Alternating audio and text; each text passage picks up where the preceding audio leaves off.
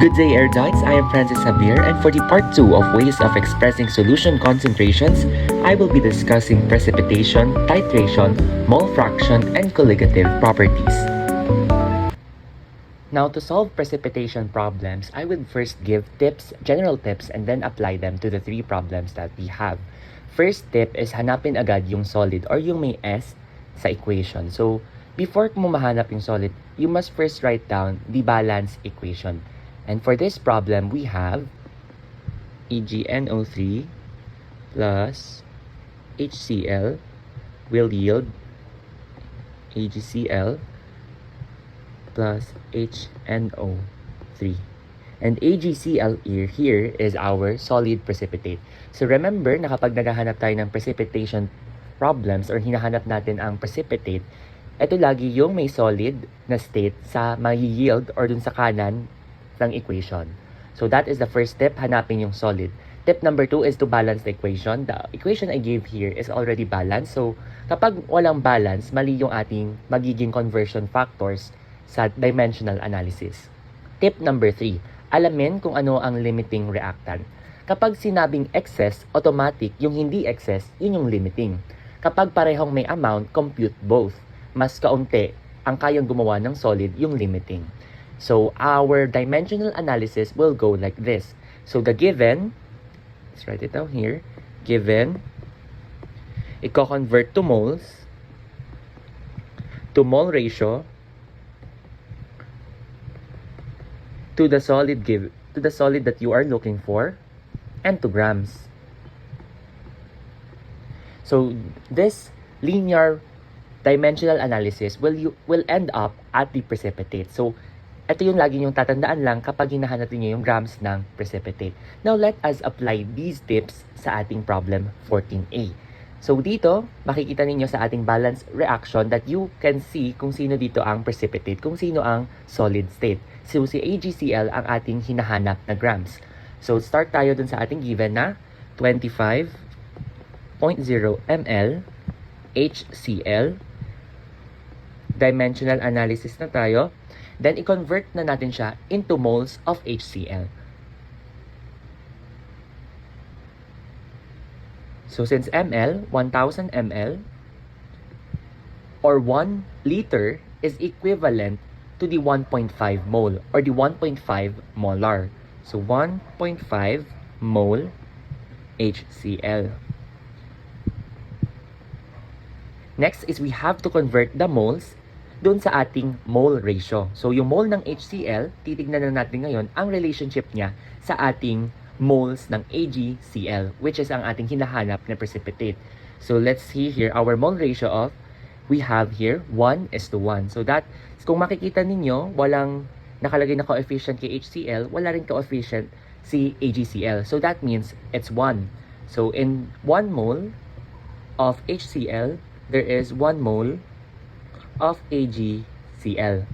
Now that we have the mole ratio, let us now convert it to the solid precipitate. So meron na tayo nung solid precipitate na AgCl. So 1 mole AgCl, ang hinahanap natin ay grams. So kukunin lang natin yung molar mass ng AgCl. That is 143 grams. And this will yield you 5.37 grams of AgCl. Since AgCl is the solid form, I solved from HCl going to AgCl. So, ganun po pag hinahanap yung precipitate, yung other given, papupuntahin nyo into grams ng hinahanap nyong precipitate. For 14C, parehas na given compounds ang binigyan ng amounts. So, hindi nyo magagamit yung context clues na binigay ko sa inyo kanina na may word na excess. So, this time, since both amounts were given, we are going to compute for the limiting reactant since that is what we need. So using the same process na given to moles to mole ratio to solid to grams, yun pa rin yung dimensional analysis na gagamitin natin. So let us first begin with the balanced equation. So our balanced equation for 14C is 3Na2CO3 plus 2AlCl3 will yield Al2CO3 3 plus 6Na HCl. Now, sa equation na to, ang ating solid form is this Al2CO3. So that means, kung ano ang solid na nakalagay, yun ang ating precipitate. So let us check now the dimensional analysis of the two compounds. So let's begin with dimensional analysis number 1.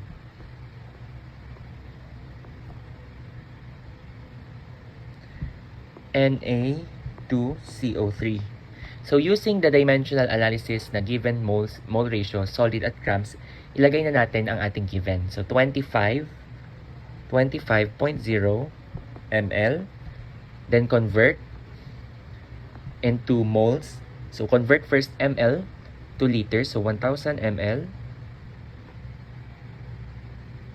1,000 ml is to 1 liter. Then yung liter, i-convert mo to mole using the molarity. 1.25 mole is 1 liter. Then, conversion factor or the mole ratio naman natin, in 1 Al2CO3, this one, we have how many Na2CO3? We have 3. So, ang ating ratio ay 1:3. Since ang ating mole right now is Na2CO3, 3 yung nasa ilalim. 3 mole Na2CO3. Then this is 1 mole Al2CO3. 3. Then finally, convert it into the solid grams. So yung 1 mole ng ating precipitate or the Al2CO3, CO3 is equivalent to the molar mass of 234 grams. Now this will give us 2.44 grams of your Al2CO3.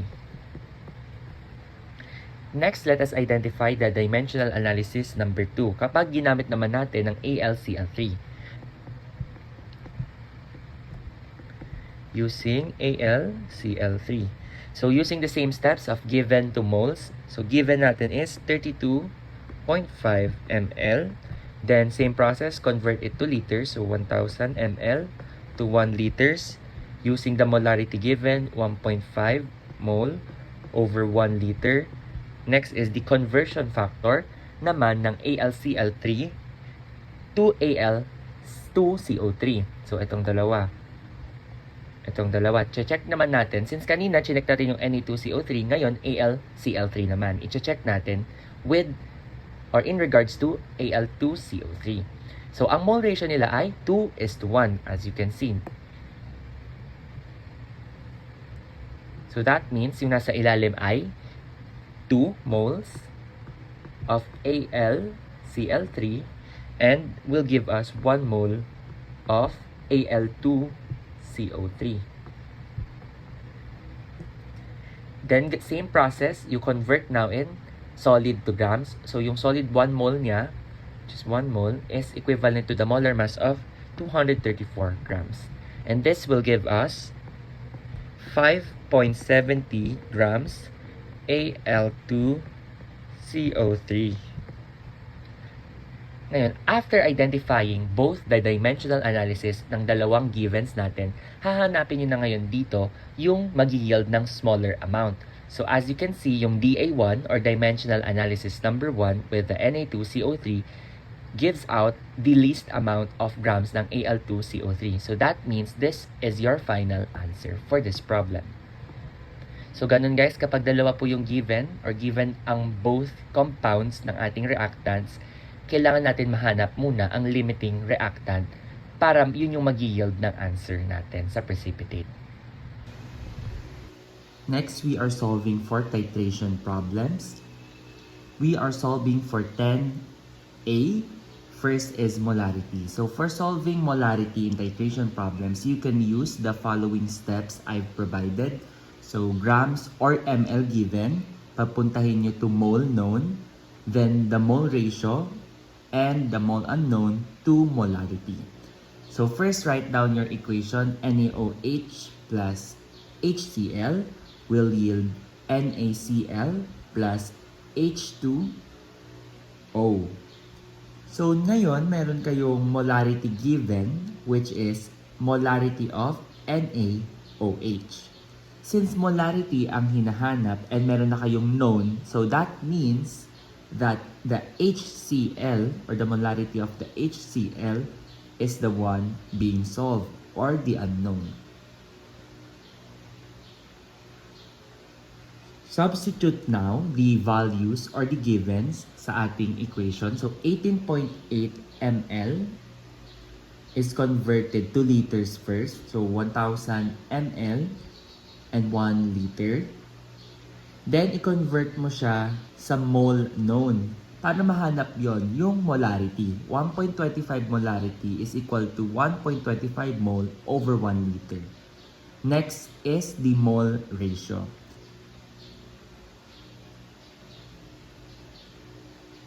So, sa mole ratio, titignan ninyo yung moles ng NaOH at ng mole ng HCl.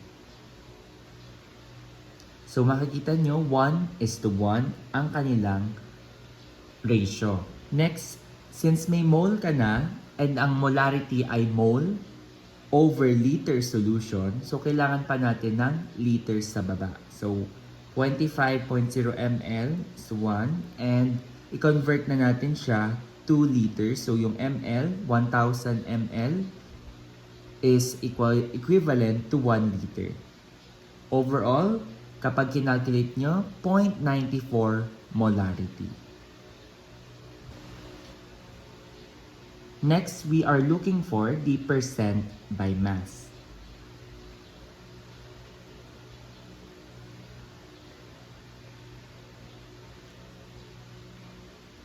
For percent by mass, you can first begin by using the moles given. So, mole ng NaOH, papuntahin ninyo sa mole ng unknown, which is yung HCl.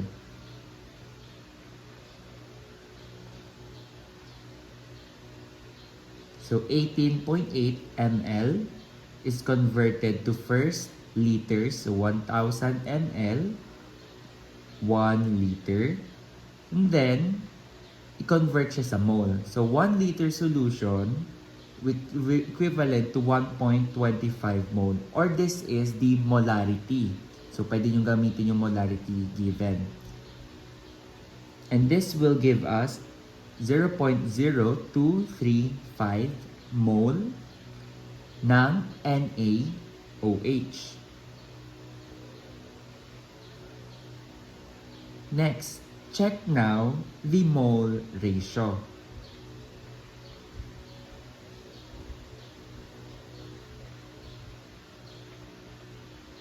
1 mole of NaOH will yield 1 mole of HCl.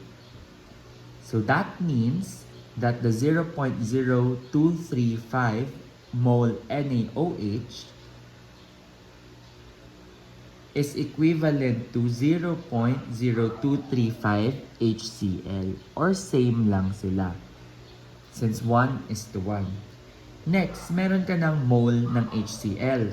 Pero sa mass by percent, we need grams.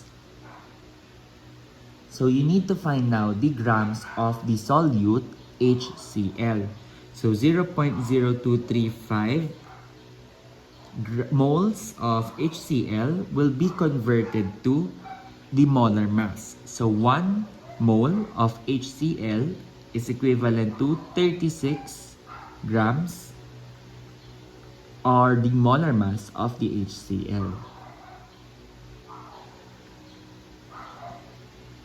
This will give you 0.846 grams HCl for the solute.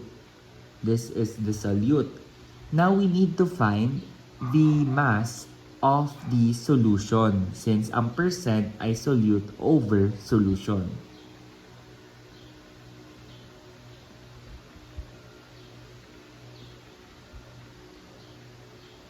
So sa mass ng solution, gamitin niyo yung 25.0 ml HCl solution, since solution na siya.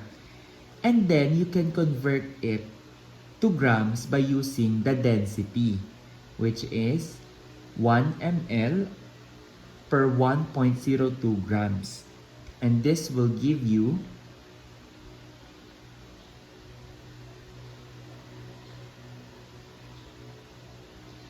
25.5 grams solution. Finally, you can now solve for the percent mass.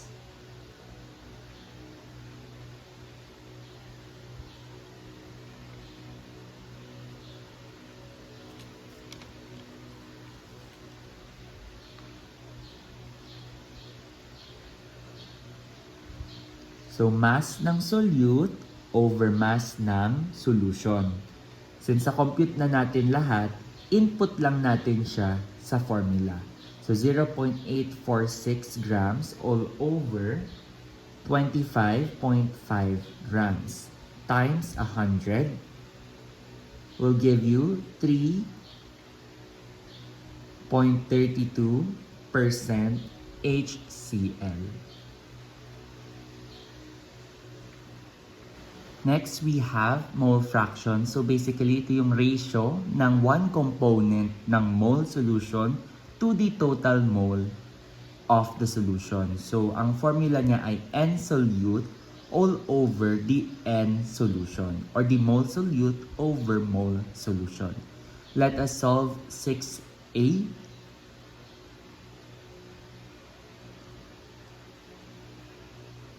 So, from the given of the grams ng 75 grams C2H6O, convert natin siya na dito to moles. So, molar mass ng C2H6O, 46, 1 mole. Okay na ang N solute. Cancel. Sa ilalim naman. So, solution is solute plus solvent. So, meron tayong 75 grams na solute. So, ulitin lang natin ulit yung conversion into mole. So, 46 grams, 1 mole. Okay, then cancel ang grams.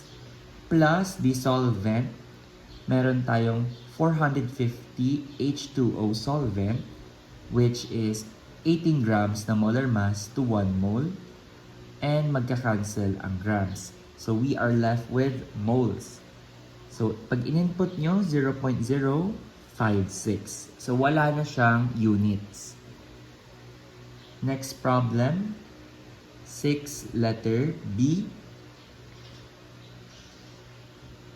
20% aqueous HCl solution.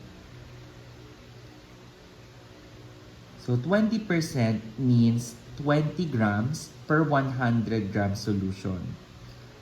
So, that means, kung may 100 solution ka, 100 gram solution, and 20 yung solute mo, yung natitirang 80 grams, yun yung solvent mo. So, mole fraction ulit tayo, N solute. So, 20 grams is converted into mole. So, 1 mole is 56 grams na molar mass.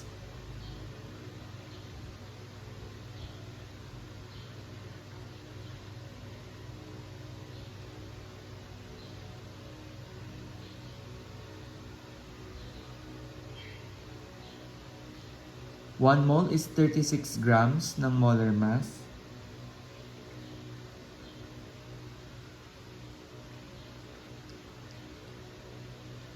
And again, ulitin lang natin siya for the solute plus the solvent. Now we have 80 grams of H2O. So, convert natin yung H2O to moles. So, ang total natin makukuha ay 0.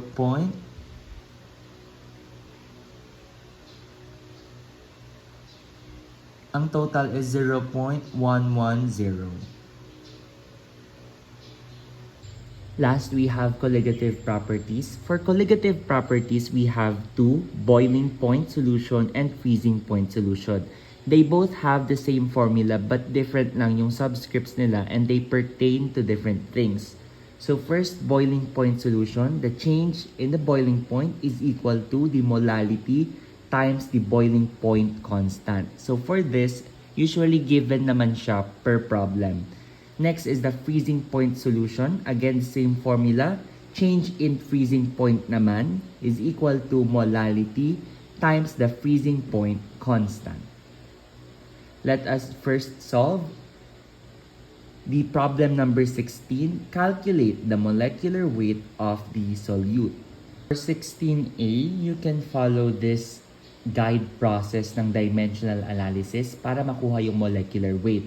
So, yung change in the temperature to molality to the molar mass. So, let us begin. So, ang change in freezing point is 0.250 degrees Celsius. And ngayon, kailangan natin i-convert yung 0.250 to molality. So, we can do that using the equation. So, kukunin nyo lang yung molality. So, ika-cancel ninyo yung constant ng freezing point or yung Kf. So, divide both sides by Kf. Cancel. May iwan sa inyo ang solution or ang formula ng molality, which is change in freezing temperature over the constant freezing point. So 0.250 degrees Celsius, and ang ating given na constant is 1.86. Will give you 0.1344 molal. For the next steps, follow this na ibibigay kong process. So, mass ratio.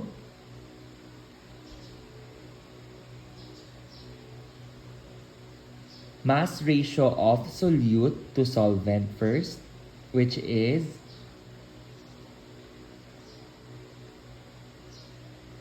4.20 grams all over 400 grams.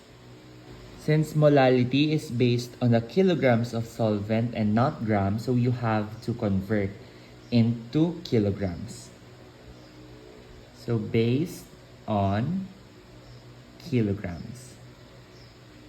Finally, we can convert it sa molality given natin, which is, or yung na-solve natin actually, which is 1 kilogram is equivalent to the 0.1344 mole. So kapag nag-cancel lahat ng units, you are left with 78.125 grams. And to end this video, 17A, calculate the boiling point and freezing point of the following. So 0.20 molal solution of sugar in water. So our Kf, or the constant freezing point, is 1.86 and the constant boiling point is 0.52. Let us first start with the boiling point. So again, ang formula ng boiling point ay change in the boiling temperature is equivalent to molality multiplied to the constant boiling point. So 0.20 molal multiplied to 0.52 is equal to 0.104. This is your change in temperature ng boiling point. Para malaman yung bagong boiling point or the new boiling point,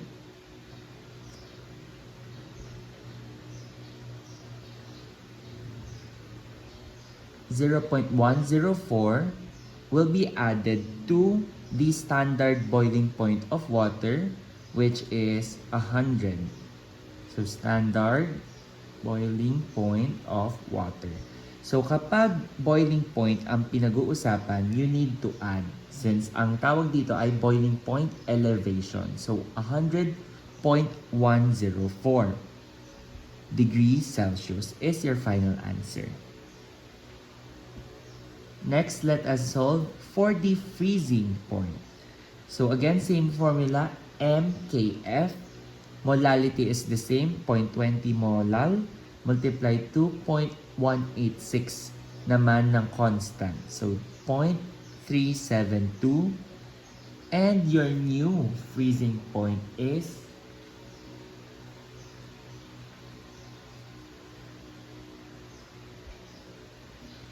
so 0.